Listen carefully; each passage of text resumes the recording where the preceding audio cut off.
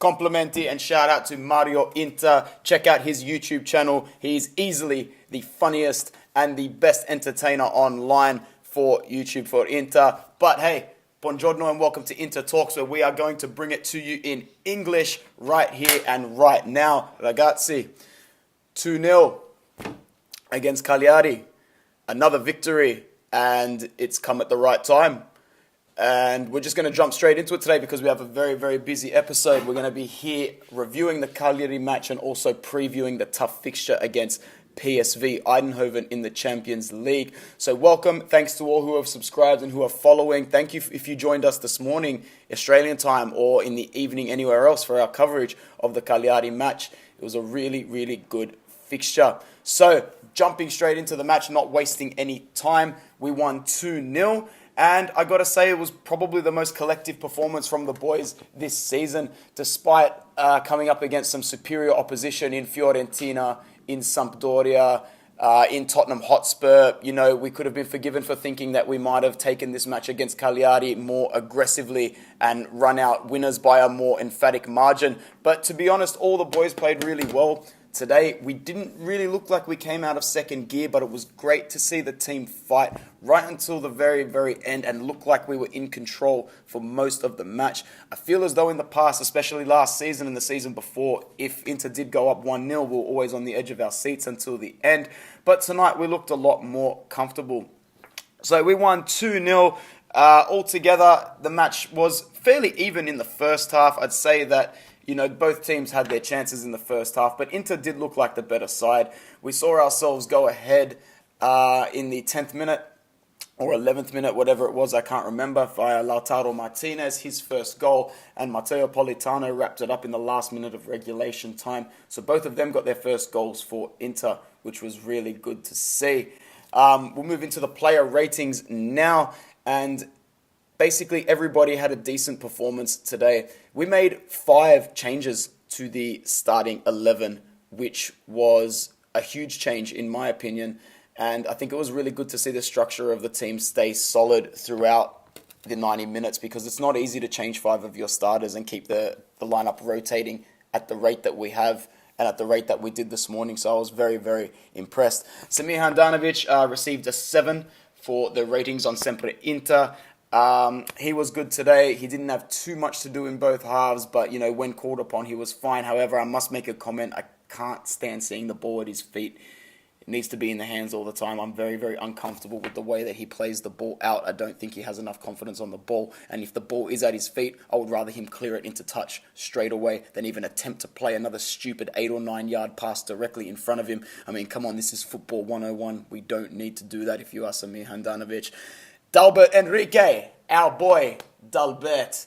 What a performance. He was actually fantastic today. The first time I can ever hold my hand up and say Dalbert had a fantastic performance for Inter.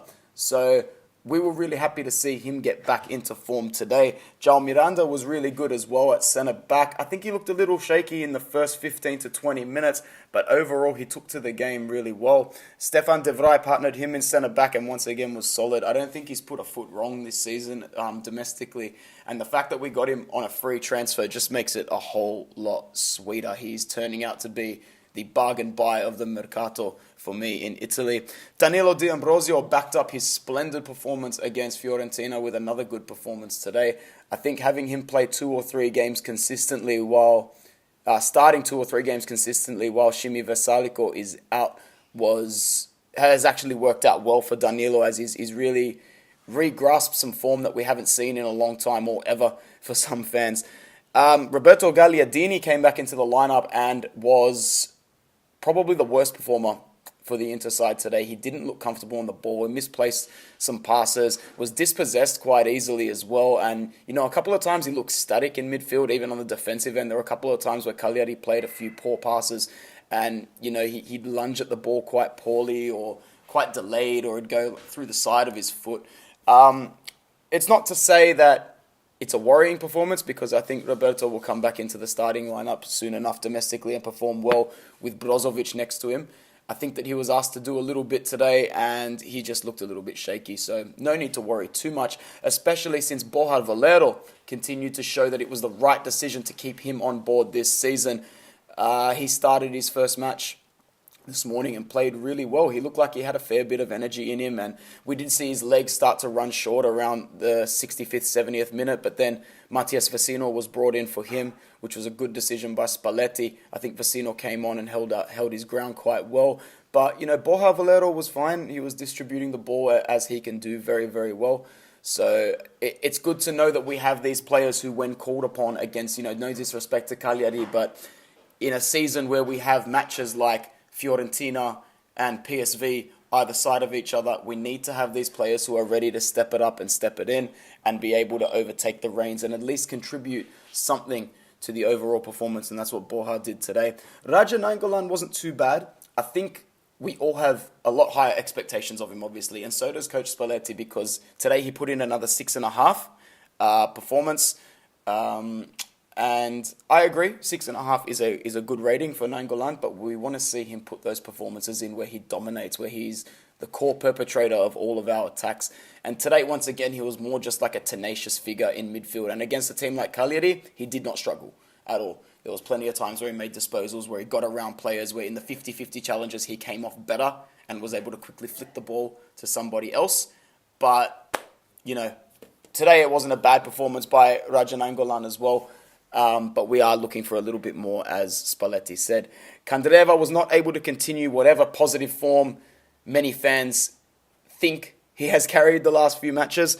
I hold my hand up right now and say I'm still very, very anti-Antonio Candreva. I didn't really compliment him much in his previous two performances because I don't believe that just because he was nowhere near as bad as he was recently that he should be complimented for it.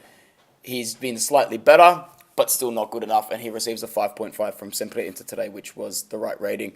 Matteo Politano scored his first goal today, and it was fantastic. I thought he was great. There's no reason to ever start Candreva over Politano. He received a 7 with his crisp left foot finish at the end that went in off the upright.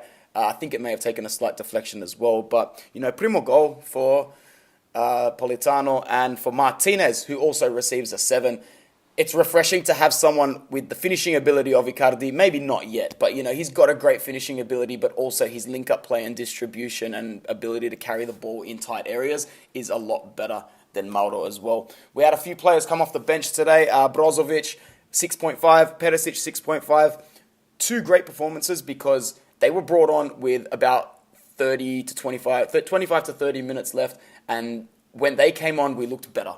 We looked rejuvenated, like it was staying stagnant at 1-0. We didn't look uncomfortable, but as soon as they were injected, it was almost like we solidified our place to win. The VAR decision to disallow the goal for Cagliari was the correct decision, and that's the correct way that VAR should be used. The ball goes in the back of the net. There is a reason to believe that there is a suspicion. You go, you check, disallowed. It was made quickly. The decision was made quickly this morning to overturn the goal, which was refreshing. We didn't have to wait for 2.5 minutes, and then we carried on with the match, which was refreshing to see. So overall, a great win, 2-0, and on a day where both Napoli and Lazio dropped points, we are sitting in a much healthier position, back in 4th place, and that's where I think we will end this match day. I don't think anyone can overtake us, even if Fiorentina win by 4 or 5 goals. Head-to-head, we'll have the better record. So happy days there. Time to look ahead to the PSV preview. It won't be that long, just a couple of minutes, because we'll still be waiting for some information. So let's just have a little bit of a background on our opponent. PSV, start of the competition, many fans made the false understatement that they might be the whipping boys of the group. They won the Dutch league comfortably last year. They are head and shoulders a better side than teams like Ajax and Feyenoord Rotterdam at the moment. They've gone 7 wins from 7 in the Dutch league, scoring 23 goals. In the meantime, they went up 2-0 again this morning, and they've had a fantastic season already, beating Ajax 3-0 at home.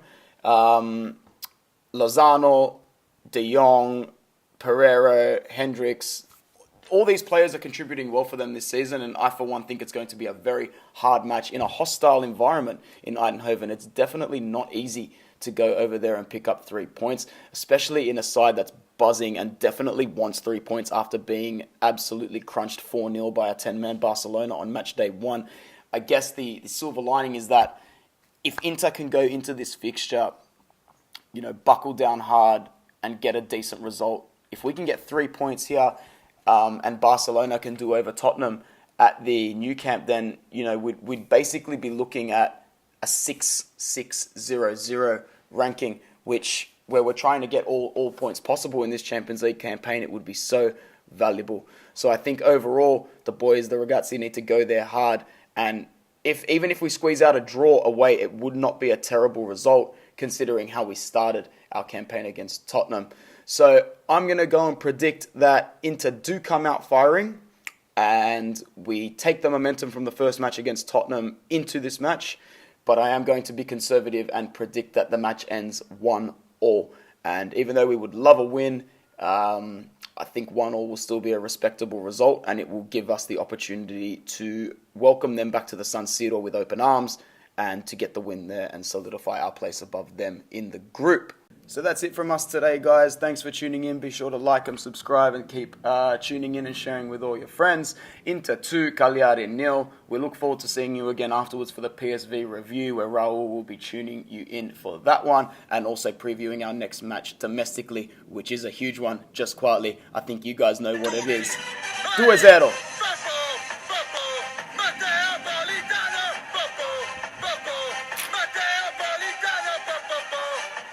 Forza Inter, ciao ragazzi.